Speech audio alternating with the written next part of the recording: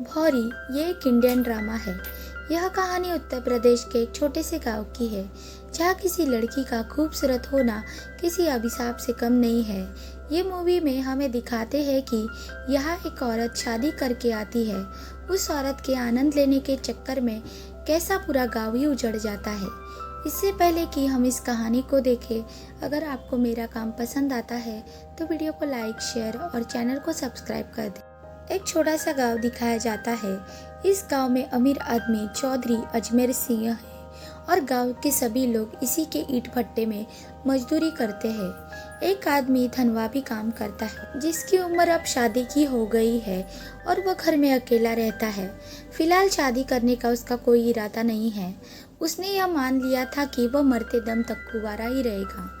उसे कोई लड़की नहीं मिलेगी, पर गांव के पंडित ने उसके लिए एक लड़की ढूंढ निकाली। इस लड़की का नाम भौरी है, लगभग 21-22 साल की है। लोगों का कहना है कि वह बड़ी मनहूस है। आज तक 3 बार उसकी शादी तय हो चुकी है। एक तो मंडप में ही हार्ट अटैक से मर गया, दूसरा रिश्ता होने के बाद शादी तक भी नहीं जी सका और तीसरा तो सबसे बदनसीब था, शादी के दिन घोड़ी से ही गिरकर मर गया। धनवा की शादी में सिर्फ 5 लोगों ने हाजिरी लगाई थी कि जो खास थे। एक चौधरी अजमेर सिंह, जो गांव का अकेला धनी आदमी है। ज्यादातर ग्रामीण उसी के ईंट भट्टे में मजदूरी करते हैं। इस भट्टे का मैनेजर सोरेन भी अपने आप में खास है, हालांकि वह मजदूरों में से ही एक है, लेकिन अब चौधरी का गुंडा है। चौधरी के लिए काम करता है और मजदूरों का शोषण करने में सबसे आगे है। एक गांव का पंडित भी है, जो धर्म के नाम पर कई गंदे कांड किया करता है। उसका धर्म कर्म कांड जैसे ग्रामीणों के शोषण के लिए बना हो, ज्यादातर महिलाओं का शोषण करता है। गांव में दुकान चलाने वाला लाला भी दूध का धुला नहीं है। वह उधार तो देता है, पर इसकी वसूली के लिए महिलाओं के चारित्र से खिलवाड़ करता है। लेकिन इन सब में सबसे बढ़कर और तुष्ट गांव का डॉक्टर है। ऐसे डॉक्टर को तो भगवान का रूप हरगिज नहीं हो सकता। धनवा की शादी में चौधरी के 2 छोटे भाई दया और गोपाल भी आए हैं, जो पंडित के ऊपर क्रोधित हुए थे कि उन्होंने धनवा की शादी एक जवान और खूबसूरत लड़की से कैसे कर दी है।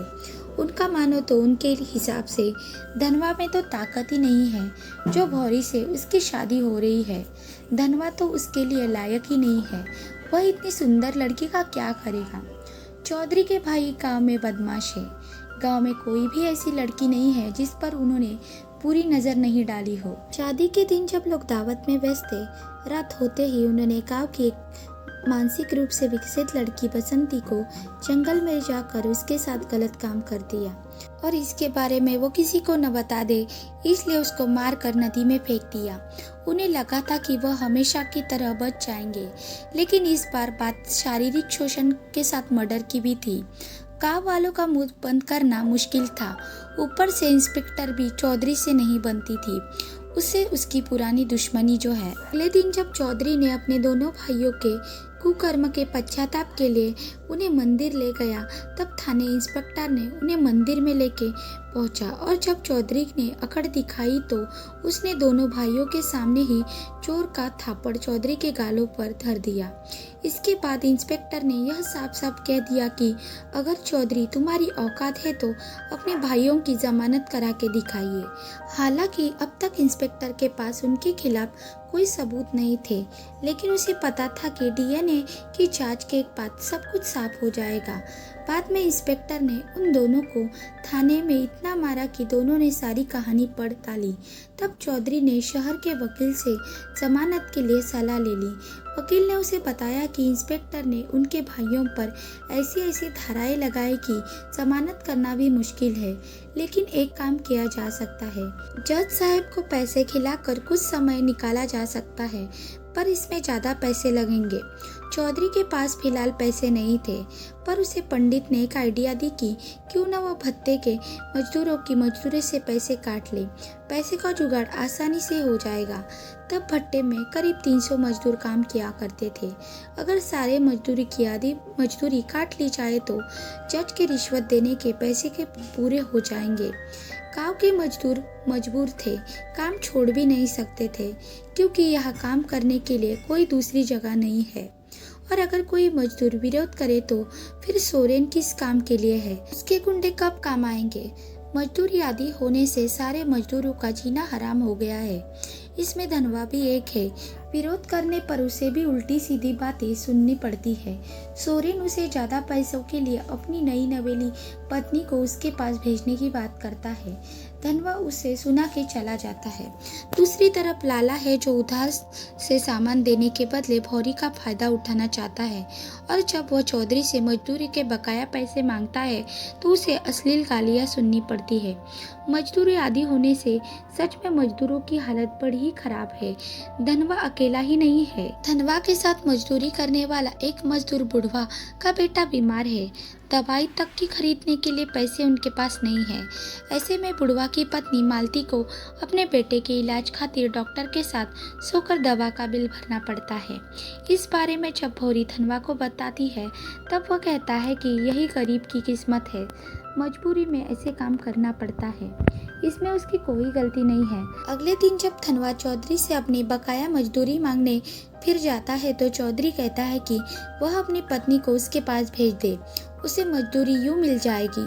तब धनवा भी पलट कर उसे कहता है कि वह अपनी 7 दिन की मजदूरी छोड़ने के लिए तैयार है, लेकिन मेरे बीबी के साथ मैं कुछ गलत नहीं करवा सकता। इस बात से चौधरी इतना बौखला जाता है कि सोरेन और उसके गुंडों के हाथों धनवा को बुरी तरह से पिटवाता है। हालांकि धनवा की जान तो नहीं गई, लेकिन उसकी हालत खराब है।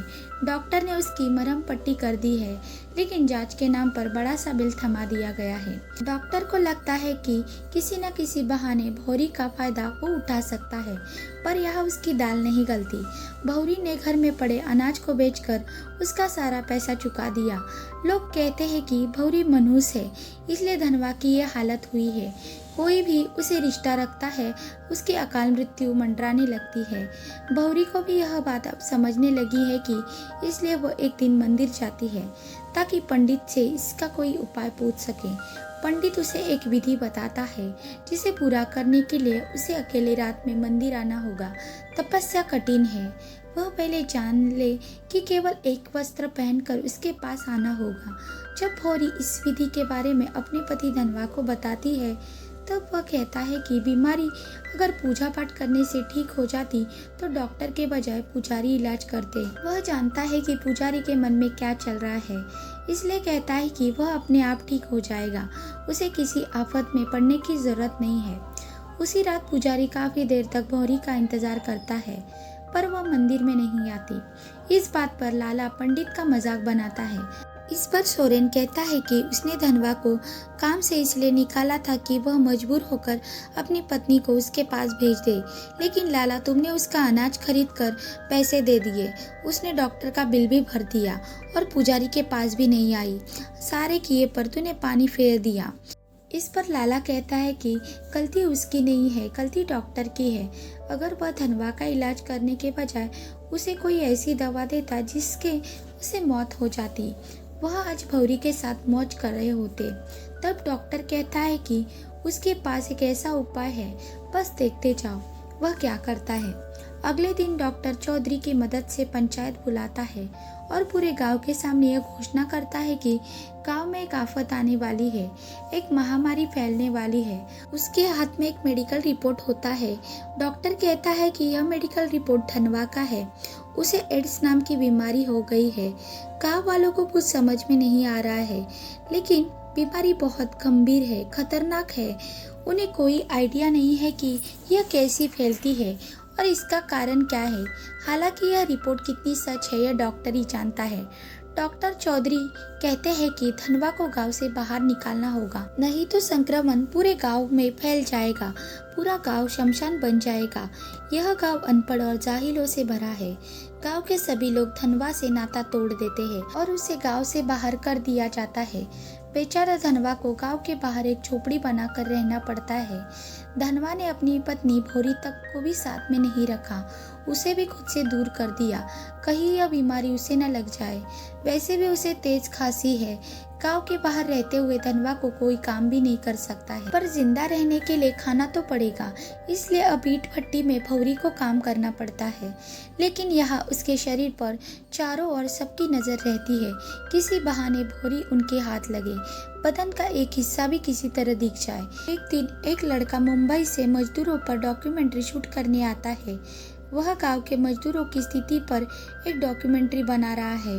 गांव में एक महिला उस लड़के के लिए खाना बनाने और उसके घर की साफ सफाई का काम भौरी को दिला देती है, क्योंकि गांव के लोगों की नज़र से दूर रहे, क्योंकि उसका भट्टे पर काम करना मुश्किल हो चुका था। मुंबई से आया हुआ लड़का जवान था और उसकी देखरेख करते करते भौरी भी उसको मन में चाहने लगी थी। जब उस लड़के की शूटिंग पूरी हो जाती है, जाने से पहले तेज बारिश हो रही होती है। वो दोनों कंट्रोल नहीं कर पाते और रास्ते में ही एक दूसरे से प्यार करते हैं। उन्हें लगा था कि रात के अंधेरे में उन्हें प्यार करते समय किसी ने नहीं देखा होगा, लेकिन ईंट भट्टे के मैनेजर सोरेन का एक लड़का उन्हें एक दूसरे के साथ लिपटते हुए देख लेता है। उसी रात वह इस बारे में गांव के उन 5 दोस्तों को बता देता है। इस पर चौधरी बौखलाते हुए कहता है कि भौरी ने उनके वजह शहरी लौंडे को चुन लिया, इसलिए अगले दिन पूरे गांव के सामने उस लड़के की बुरी तरह पिटाई करवाते हैं और गांव से बाहर कर देते हैं और गांव की नाक कटवाने के आरोप में भौरी पर पंचायत बिठाया जाती है। इस पूरे तमाशे के बाद तो धनवा भी भौरी से रिश्ता तोड़ देता है। उसने उसे धोखा दिया है। अब इस गांव में भौरी का जीना मुश्किल हो गया है। ना तो उसके पास कोई काम है और ना ही अपने पति धनवा का सहारा। वह पूरे गांव में अकेली अबला है। कुछ दिनों तक गांव में अकेले कष्ट झेलने के बाद वह तय करती है कि अब वही करेगी जो गांव के लोग उससे चाहते हैं। उसने चौधरी और उसके सारे चमचों को यह संदेश भिजवा दिया कि वह उनके साथ सोने के लिए तैयार है और इसके बदले वह दूसरी लड़कियों के मुकाबले 7 गुना अधिक रकम लेगी। ऊंची कीमत सुनकर शुरू में उन 5 में से कोई भी उसके पास न जाने का दिखावा करता है, लेकिन उसी रात 5 एक के बाद एक भौरी के घर पहुंच जाते हैं। लेकिन आज केवल उनमें से एक ही भौरी के साथ ये काम कर सकता है जो सबसे ऊंची कीमत लगाएगा। उसी रात सबसे ज्यादा पैसे लाला लेकर आया था, यानी भौरी के साथ पहली रात लाला के नाम होगी। उसी रात लाला भौरी का फायदा उठाता है। गांव में सभी भौरी के दीवाने थे, इसलिए जब लोगों को पता चलता है कि भौरी ने प्रोस्टिट्यूशन शुरू कर दिया है तो लोग 7 गुना अधिक पैसे देकर उसके साथ सोने के लिए आ जाते हैं। गांव में डॉक्टर से लेकर पुजारी और पुजारी से लेकर मजदूर तक भौरी के पास चले जाते हैं। अब सब कुछ नॉर्मल सी बात हो गई है, लेकिन धनवा सब जानते हुए भी गांव के बाहर रहने में मजबूर था। भौरी ने अपनी इज्जत बेच दी थी। इधर वकील ने चौधरी को कहा था कि वह पैसे का बंदोबस्त समय से ना कर ले तो वह जज से सेटलमेंट कर देगा, लेकिन पैसे देने के बाद जब यह लग रहा था कि उसके भाइयों की जमानत हो जाएगी, जज का तबादला हो जाएगा और उसके पैसे डूब गए, तब वकील कहता है कि उसके पास अब एक ही उपाय बचा है, वह बसंती दादी से सेटलमेंट करके केस वापस ले सकता है। पर जब चौधरी उसकी दादी के पास जाता है तब वो बताती है कि जिस लड़की का उसके भाइयों ने रेप करके हत्या कर दी है वह उसकी खुद की औलाद थी। बसंती चौधरी के बेटी थी। बुढ़िया की बहू जब जिंदा थी उसके साथ चौधरी के अवैध संबंध थे, उसी से वह गर्भवती हुई थी। जब चौधरी को यह बात पता चलती है कि बसंती उसकी खुद की बेटी थी, वह अंदर से ही मर जाता है। उसने एक संतान की आस में जवानी निकाल दी थी। बसंती भले ही दिमागी तौर पर बीमार थी, पर आखिरकार उसकी ही बेटी थी। इस सच्चाई के बाद वह बड़ा गुमसुम से रहने लगा था। वह किसी से कुछ भी बात नहीं करता था, हर वक्त कुछ ना कुछ सोचता रहता था और एक दिन दिमागी तनाव से उसकी मौत हो गई। किसी को यह बात समझ में नहीं आई कि चौधरी को अचानक क्या हो गया था, लेकिन उसके मरने के बाद भी गांव में वह सब कुछ चल रहा था। अचानक डॉक्टर की बेटी कुछ दिनों से बीमार थी। अलग अलग तरह की दवाई ट्राई करने के बाद भी उसकी बीमारी बढ़ती ही जा रही थी। हमेशा बुखार रहता। जब उसका ब्लड सैंपल शहर भेजता है तो उसे एक खबर मिलती है कि उसकी बेटी को एड्स हो गया है।